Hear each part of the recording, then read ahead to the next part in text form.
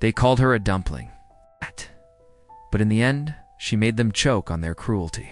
In the isolated village of Milan, where the mountains kissed the sky and mist veiled the dawn like morning silk, Lin Yu was born under the full moon of birth. The elders whispered would bring fate's burden. She was chubby from birth, with cheeks like lotus buns, and laughter that sounded like wind chimes. But as she grew, her body became her prison. In a culture that prized elegance, slender limbs, and porcelain beauty, Lin Yu was ridiculed for every step she took. Her childhood was a theater of pain. Her classmates whispered cruel jokes before her back and shouted them to her face. Fatty Yu, they called her. Mountain Pig, some of the boys sang while she walked past.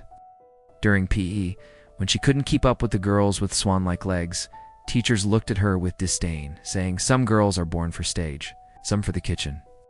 Her only refuge was her mother, Madame Hua, a widowed seamstress who patched together dreams from scraps of silk in a crumbling wooden house at the edge of the village, who often brushed Yu's hair while whispering ancient poems, telling her, Ewer, the moon is round because it's whole, not because it is flawed. But children don't understand poetry when the world speaks in scars. When Yu was 13, she tried to perform a traditional opera solo during the school's Mid-Autumn Festival. She wore a hanfu stitched lovingly by her mother, her hair pinned with borrowed jade. But as she began singing the sorrowful aria of the exiled empress, a boy threw a dumpling at her and shouted, "Eat this, maybe you'll sing better." The crowd burst into laughter. Wei Long Tall, popular, handsome, mocked her so loudly. Even the headmaster laughed. That night, Yu walked home under pouring rain, the hanfu soaked, the jade pin lost in the mud, her mother waiting by the lantern-lit doorway, arms open to a daughter who had already shattered inside. For weeks, Yu refused to eat, stared into the mirror asking why she was cursed to be both unwanted and unseen. At 15, her mother fell, ill-overworked, underfed, and too tired to fight. The night who had died, she pressed a letter into U.S. palm that read, Dante, hide your fire. Let them see how bright it burns when pain becomes power. With no money, no family left, and no more tears to give, Lin Yu left Milan, carrying only a battered suitcase, the ruined hanfu and her mother's words carved into her soul. She arrived in Shanghai alone. The city was a storm of neon lights, blaring horns, and strangers who didn't see her as fat but as invisible.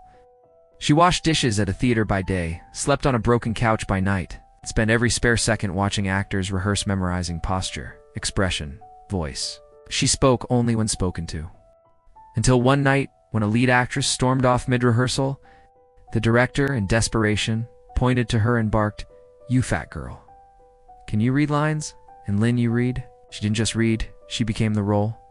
A grieving concubine abandoned in the palace. Her voice trembled with so much sorrow, the room stood still. She got no applause, just silence. But that silence was her beginning. Over the next decade, Lin Yu took every role no one wanted: ghost brides, mad women, forgotten aunties. They laughed at her behind her back, called her the tragedy queen, but directors noticed. Audiences cried, critics whispered. Didn't lose weight, she didn't fix her face. She transformed nothing but her pain into performance. Each scene she acted became a mirror of every insult she had buried.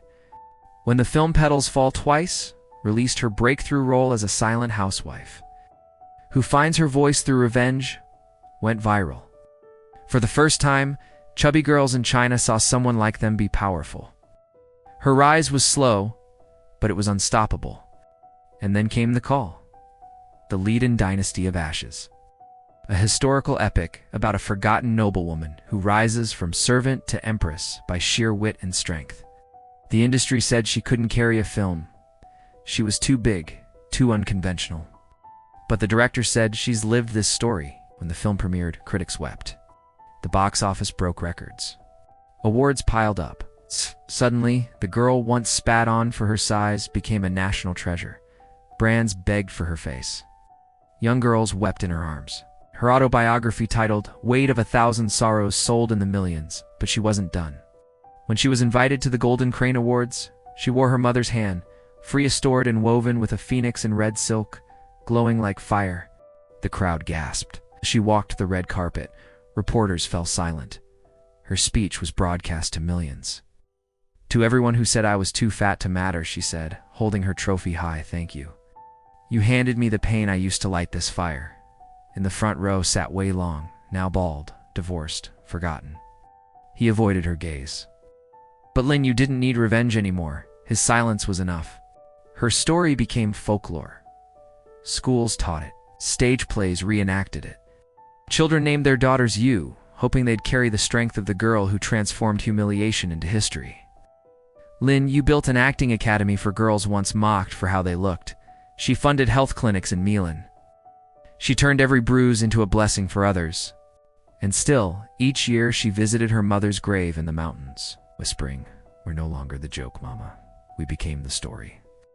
Her journey proved something eternal, that you can bury a girl in shame, but if she blooms in pain, she'll rise with roots deep enough to shake empires. They tried to measure her worth by the weight of her body. But in the end, her soul was so vast, the world had to bow. If Lin Yu's journey sparked something inside you, never forget your deepest hurt may just be the furnace of your greatest fire. Like, share, and subscribe to Tales by Abdul. Here, we don't just tell stories, we awaken the dragons sleeping in silence.